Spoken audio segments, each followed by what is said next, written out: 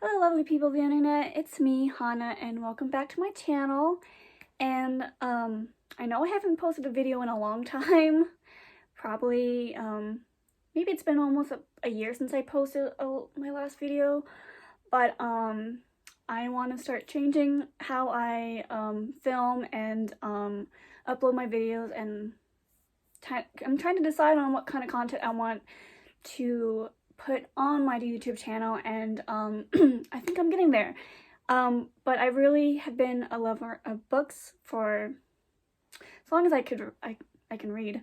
And I kind of really want to start talking about books on YouTube, and I think this is a good video to start on. And so today I'm going to be discussing all the books I have hauled so far this month, and I'm pretty sure I'm going to stop buying books now because I have quite the haul. Here we go. It's quite a lot.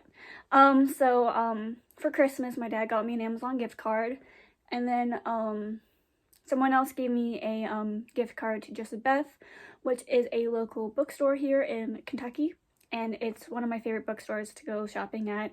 It's the closest near my house, because I don't really go to Barnes & Noble that much because it's pretty far. Since I can't drive, I can just go to Joseph Beth because I can just take the bus. A lot of these books I bought mainly on Amazon because that was the main gift card that I used. And two of them I bought at Joseph Beth with my other gift card. And some of these books are books I'm really hoping to get to in 2022.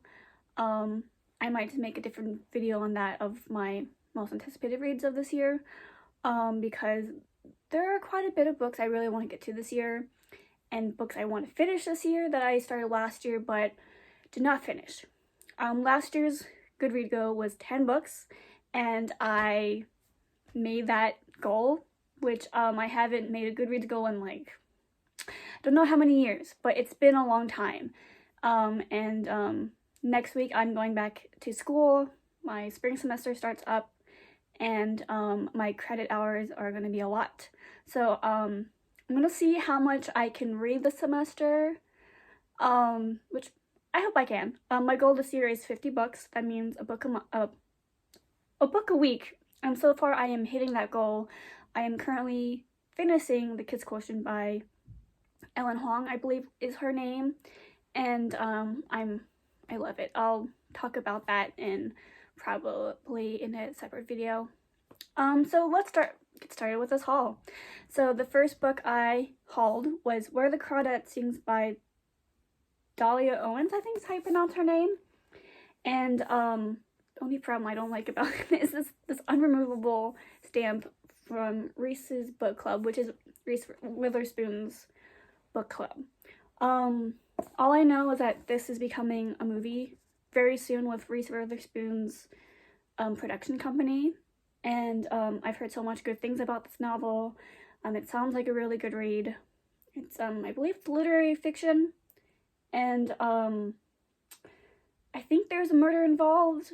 I think so I am a lover of murder and crime shows, and I really want to get into thrillers and mysteries this year, so this is a good place to start.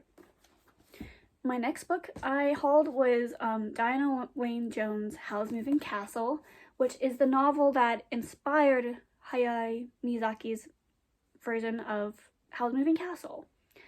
I recently watched a video on the Howl's Moving Castle video of how it explains the true meaning behind the movie of like self-love, and also there's a lot of war themes throughout the movie which are not in the novel. I believe the novel is a lot different from the movie, and I believe the author herself did not particularly enjoy this adaptation of the movie, of the book, sorry.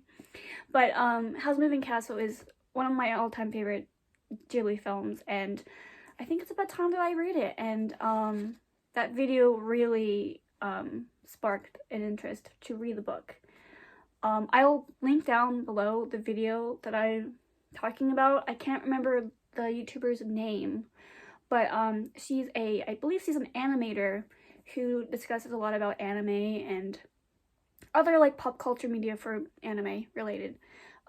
There's another video on her channel that I absolutely love because it's talking about one of my all-time favorite animes, Princess Tutu. But I'll link down the video of her talking about Howl's Moving Castle. Okay, so this next book is a huge anticipated read for me. It's been on my list for years, ever since I've heard about it, and it's The Hating Game by Sally Thorne. And I love me some rom-com, and I love me some enemies to lovers. Like one of my all-time favorite reads from last year was The Love Hypothesis. Even though that's not really an enemies to lover, it's more of a grumpy sunshine trope. But I read, I believe, not last year, but 2020, one of the only books I read that year was Pride and Prejudice, and I loved it.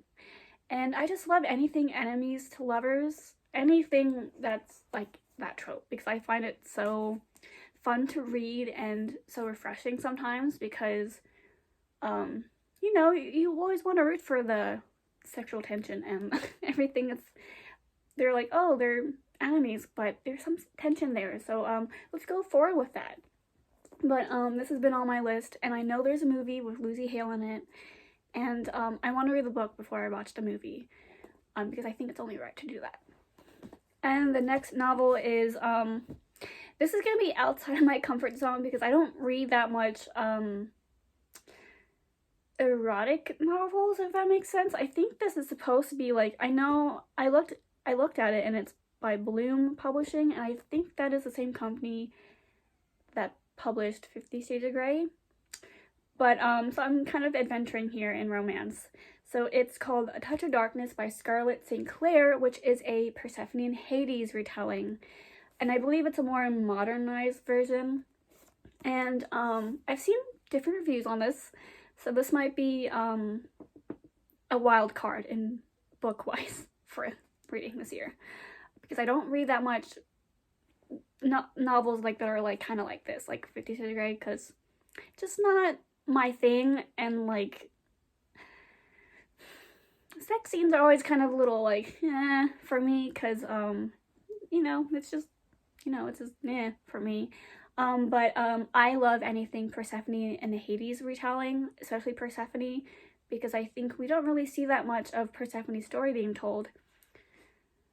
We see a lot about like Zeus and Hercules and all of that. But one of my all-time favorite webtoon comics, which I read and finished the physical copy edition of it, is Noralities. I'll insert a picture here, probably.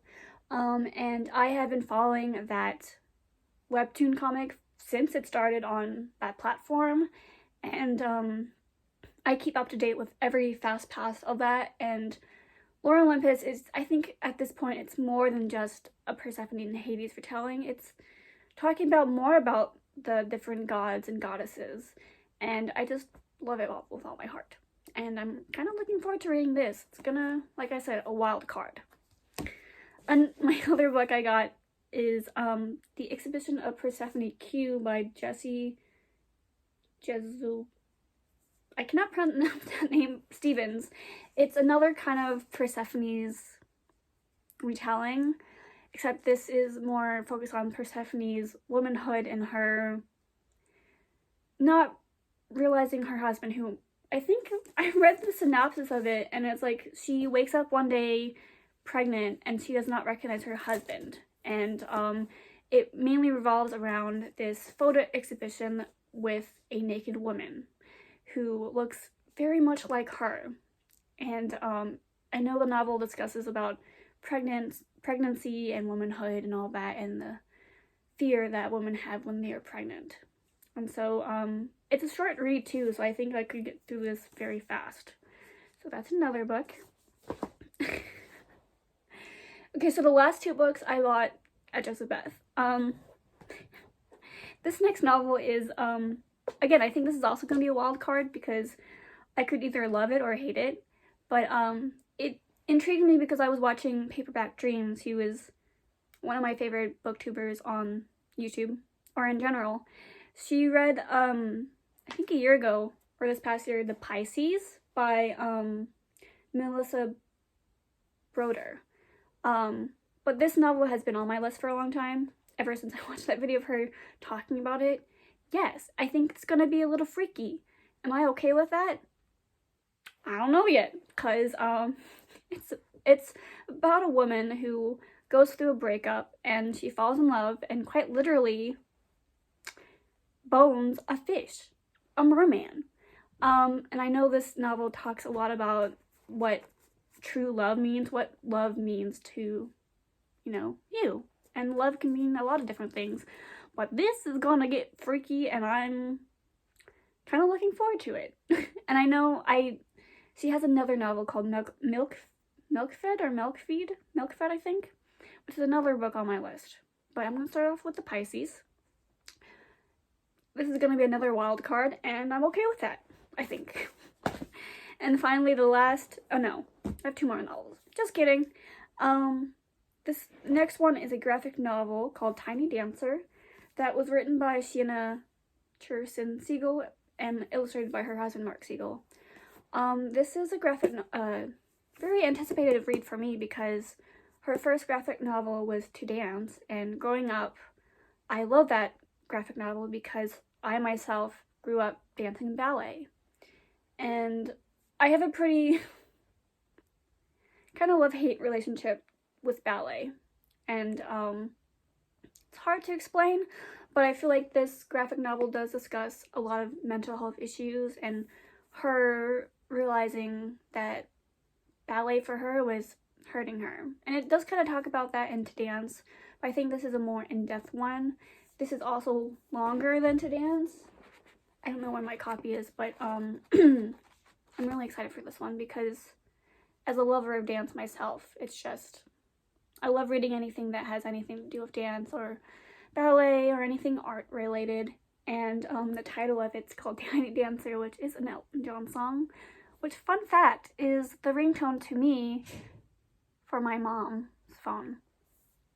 I think that's my cat.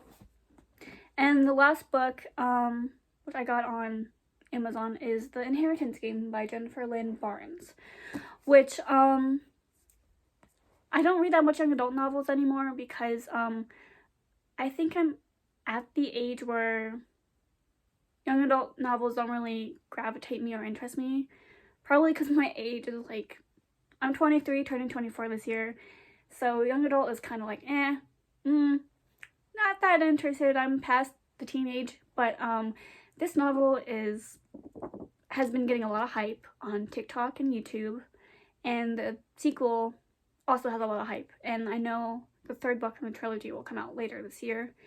But when I watched about this and read about this, it's kind of like hooked as Cinderella meets Knives Out, and Knives Out is hands down one of my all-time favorite movies, especially with like crime, because Daniel Craig was amazing in that film.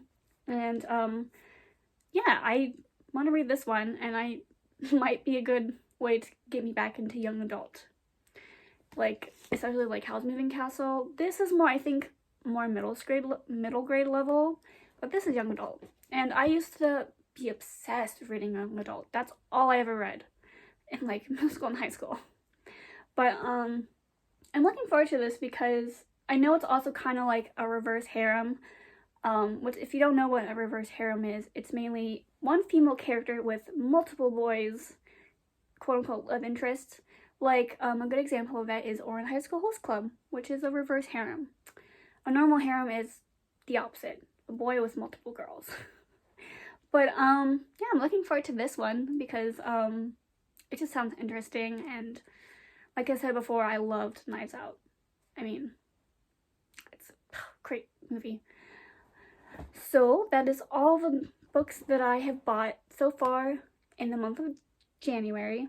Oh my gosh, it's January. And comment below what novels you're excited to read about this year, and if any of these books in my haul are books you've read or looking forward to read, comment down below. And this is the end of the video. Don't really have any outros or anything that is like super YouTubey. So I'll see you next time. Bye.